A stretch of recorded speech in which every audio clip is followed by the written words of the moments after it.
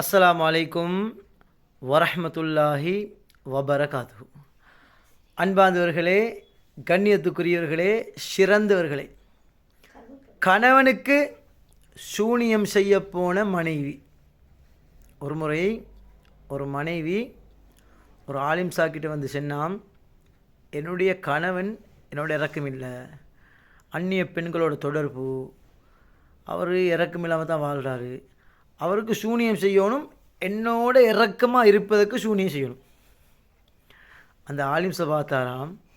அந்த ஆலிம் பார்த்துட்டு சொன்னாராம், சரி, உங்களோட மாப்பிள்ளைக்கு சூனியம் செய்யணும்டா நீங்கள் போய்த்து உங்களோட கையாலே சிங்கத்தில் ஒரு முடியை பறிச்சுக்கொண்டு வரணும், சிங்கத்தில் ஒரு முடியை கலட்டிக்கொண்டு வரணும். இந்த மனைவி பார்த்தா, சிங்கத்தில் முடியா, இதுக்கு எங்கே போகிறது? இப்படியோ கஷ்டப்பட்டு பாடுபட்டு சிங்கத்துக்கு இறைச்செல்லாம் எடுத்துக்கொண்டு ஒவ்வொரு நாளும் போட்டு போட்டு போட்டு ஒரு மாதிரியாக சிங்கத்தில் முடி எடுத்துகிட்டு வந்துட்டாங்க. ஆலிம் சார் கேட்டாராம்.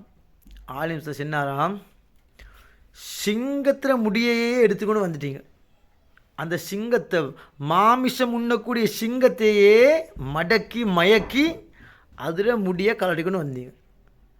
அப்போ உங்களோட மாப்பிள்ளைய, உங்களோட கணவனை மயக்க உங்களுக்கு கஷ்டமா? நீங்களும் அன்போட வார்த்தைகள் ஒழுங்காக நீங்கள் பாவிச்சிங்கன்னு சொன்னால் உங்களோட மாப்பிள்ளையும் உங்களோட பக்கம் லேசாக வந்துடுவார். அப்போ அன்பாதவர்களே, தாய்மார்களே, சகோதரிகளே, இப்போ எத்தனையோ பெண்கள் சொல்கிறாங்க, என் மாப்பிள்ளை இறக்கம் இல்லை, என் மாப்பிள்ளை அன்பில்லை. அப்போ நீங்கள் என்ன செய்யணும்?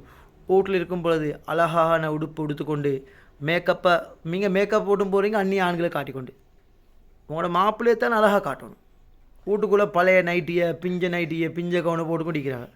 வெளியே போச்செல்லாம் மேக்கப் அடிச்சுக்கொண்டு மனத்தை பூசிக்கொண்டு அந்நிய ஆண்களுக்கும் உங்களோட அழகாக காட்டுறீங்க. முதலாவது நீங்கள் உங்களை திருத்தி கொண்டீங்கன்னு சொன்னால் உங்களோட கணவன் மாதிரி லேசாக திருந்துவாங்க.